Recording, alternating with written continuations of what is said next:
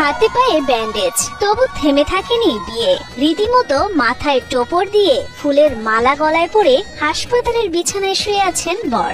আর এদিকে কনে প্রস্তুত লাল শাড়ি, অলংকার সহ মাথায় মুকুট ও গলায় মালা পরে। শুরুতে মালা বদল করে নিল বর কনে, তারপরই পান পাতা দিয়ে কনে মুখ ঢেকে 7 পাক দিচ্ছেন বেডের চারিপাশে। এরপর বিয়ের সব রীতিনীতি মেনে কনের সিঁথিতে সিঁদুর পরিয়ে সারা জীবনের জন্য আপন করে নিল বর। এভাবেই হাসপাতালের বেডে চিকিৎসাধীন অবস্থায় বিয়ের কাজটা সেরে ফেললেন বরকনে। বরকনের পরিবার ও স্বজনদের উদ্যোগে ব্যতিক্রমী এই বিয়ে হয় মানিকগঞ্জের একটি বেসরকারি হাসপাতালে। শরীরের ব্যথা যন্ত্রণা ভুলে হাসপাতালে কাটানোর সময় হয়ে উঠল নতুন দম্পতির জীবনের সবচেয়ে স্মরণীয় দিন।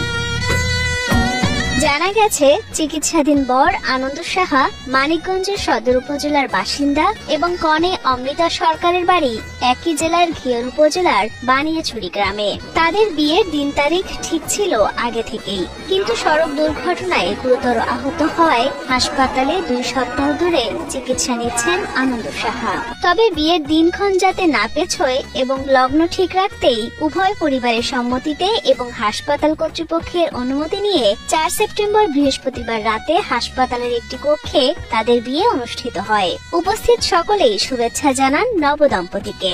গত 26 আগস্ট তিনি আমাদের হাসপাতালে সড়ক দুর্ঘটনাজনিত কারণে ভর্তি হয় এবং তার 2 হাতের হাড় এবং পায়ের হাড় ক্ষতিগ্রস্ত হয়। প্রথমে তিনি আশঙ্কাজনক অবস্থায় ছিলেন, পরবর্তীতে তার অবস্থার উন্নতি হয়। তো গতকালকে আমরা জানতে পারি যে তার পরিবারের পক্ষ থেকে যে তার বিয়ের দিনক্ষণ পূর্ব নির্ধারিত ছিল এবং যেহেতু তারা হিন্দু পরিবার থেকে আসছে, তো তাদের লগ্নর সময়টা পেরিয়ে গেলে কনে লগ্নভ্রষ্ট হবে। তো পেশেন্ট পার্টির পক্ষ থেকে আমাদেরকে একটা আবেদন করা হয় যে আমাদের কাছে যে আমরা যদি হাসপাতালে বিয়ের অনুমতিটা দিই তাহলে তারা লগ্নভ্রষ্ট হবে না। তিনি যেসব কনসালটেন্টদের আন্ডারে চিকিৎসা নিচ্ছেন তাদের সঙ্গে আমরা পরামর্শ করি যে এখন সে যদি সামান্য মুভ করে তাহলে তার কোনো ক্ষতি হবে কিনা। তো তারা আমাদেরকে জানায় যে এখন সে সামান্য মুভ করলে ক্ষতি হবে না। এরপরে আমরা সিদ্ধান্তটা নিই, ঠিক আছে আমরা তার বিয়ের আয়োজনটা হাসপাতালে করতে পারি। এবং আমরা প্রথমে তারা বলেছিল যে কেবিন ইউনিটে যেন তাদের বিয়ের অনুষ্ঠানটা হয়।